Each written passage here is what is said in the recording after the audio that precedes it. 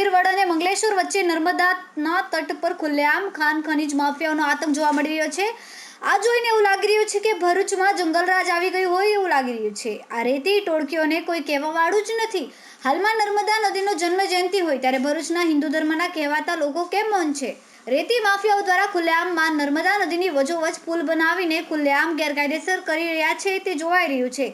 છતાં પણ ખાણ ખનીજના જાડી ચામડીના સાહેબો કેમ મૌન છે?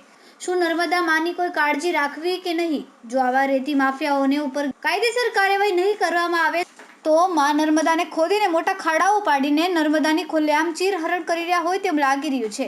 હાલમાં વડાપ્રધાન માનનીય શ્રી વડાપ્રધાન નરેન્દ્રભાઈ મોદીને ભારત દેશને મહાસત્તા પર લઈ જાય એમાં કોઈ બેમત નથી, પણ ત્યારે ભરૂચમાં જ ભાજપના રાજકીય નેતાઓના સાઠગાંઠથી હિન્દુ ધર્મની પવિત્ર નદીની રેતી ખનન કરી બારોબાર વેચી મારતી રાજકીય ટોળકી કોણ?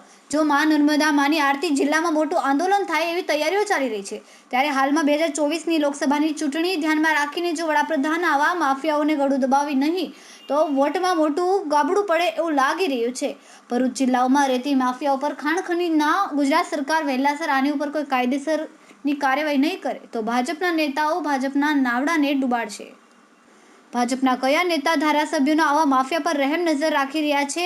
આવા રેતીચોર પોળકીઓ માફિયાઓની સામે ગુજરાતની સરકારી એજન્સી ક્યારે ટાટકશે તે જોવાનું રહ્યું છે કે શું આ રેતી માફિયાઓ ભાજપથી મોટા છે, સરકારથી મોટા છે?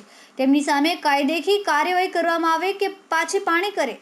શું ભરૂચ જિલ્લાની પ્રજામાં નર્મદાની વારે આવશે ખરી? રિપોર્ટર રવિ સૈયદ સાથે વિનોદ જાદવ, તહેલકા ન્યૂઝ, ભરૂચ।